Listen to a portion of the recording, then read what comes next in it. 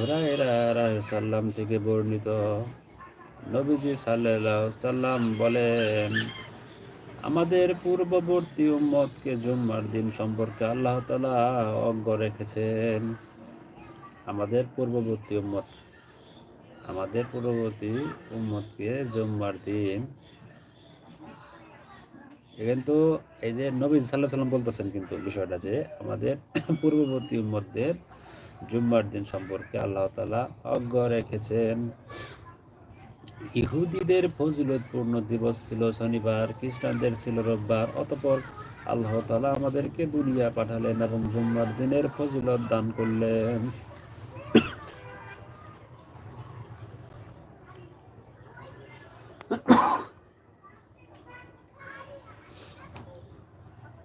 সিরিয়ালে শনি ও রোববারকে শুক্রবারের পরে রাখলেন।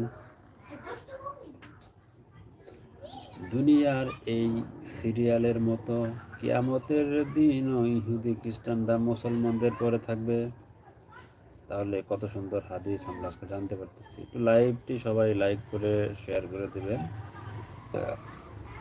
আর কমেন্টস করবেন সবাই যে আপনারা কোন কোন স্থান থেকে মূলত আজকের হাদিসটি জানতে পারতেছেন। এটা কিন্তু অবশ্যই আপনারা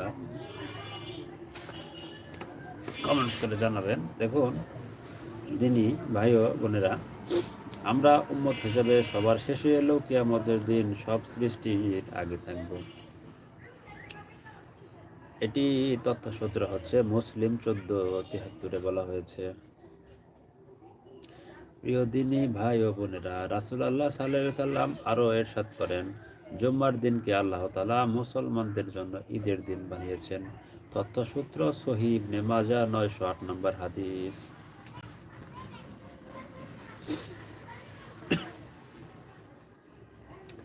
হাদিস শরীফে ইরশাদ করেছেন, কোনো মুসলমান শুক্রবারের রাতে কিংবা দিনে ইন্তিকাল করলে আল্লাহ তাআলা তাকে কবরের আযাব থেকে রক্ষা করবেন।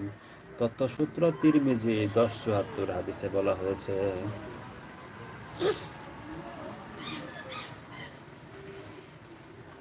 তাহলে আমরা জানতে পারলাম প্রিয় দিনী ভাই বোনেরা, হাদিস শরীফে ইরশাদ হয়েছে কোনো মুসলমান শুক্রবারের রাতে কিংবা দিনে ইন্তিকাল করলে আল্লাহ তাআলা তাকে কবরের আযাব থেকে রক্ষা করবেন। এটা হলো তথ্যসূত্র তিরমিজি 1074 বলা হয়েছে।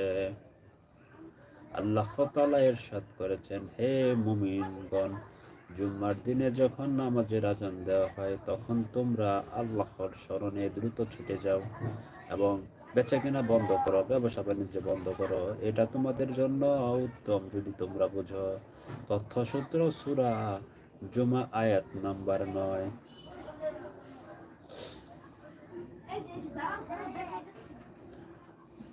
দিনী ভাই বোনেরা, খুবই চমৎকার হাদিস, চমৎকার চমৎকার হাদিস সব উন্মুক্ত আজকে আপনাদের জন্য। আপনারা লাইভটি সবার মধ্যে শেয়ার করে ছড়িয়ে দিন। সবাই আপনাদের শেয়ার করার মাধ্যমে লাইভটি শুনতে পারবে, জানতে পারবে।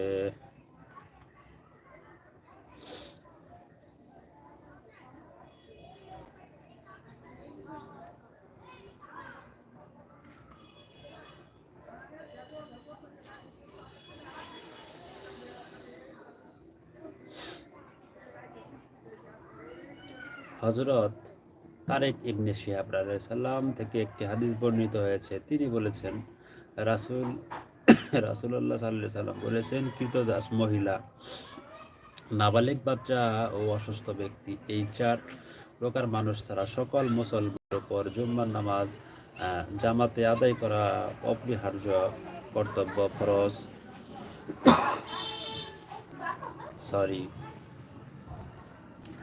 তথ্যসূত্র আবু দাউদ 1066, মুস্তাদরেকে হাকিম 1062, সুনানুল কাবির 5587 নাম্বার হাদিসে উল্লেখ করা হয়েছে। আপনারা সেই হাদিসগুলো দেখলে কিন্তু বুঝতে পারবেন। হযরত আব্দুল্লাহ ইবনে আব্বাস রাদিয়াল্লাহু সাল্লাম থেকে এই মর্মে হাদিস বর্ণিত রয়েছে যে রাসূলুল্লাহ সাল্লাল্লাহু আলাইহি সাল্লাম বলেছেন, যে ব্যক্তি কোনো শরীয়ত সম্মত কারণ ছাড়া জুম্মার নামাজ বর্জন করবে তার নাম মুনাফিক হিসেবে এমন দপ্তরে লিপিবদ্ধ হবে যা মুছে ফেলা হবে না এবং পরিবর্তন ও করা